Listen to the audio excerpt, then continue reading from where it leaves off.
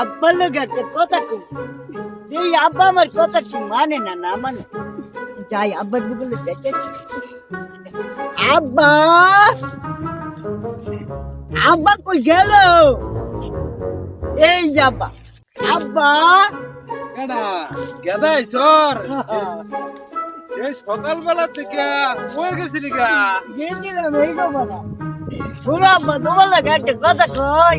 কি কথাটা হইলো কি কি জানো, যে আঙ্গুর করতে হেই করতে কুমড়া দিয়ে চায়।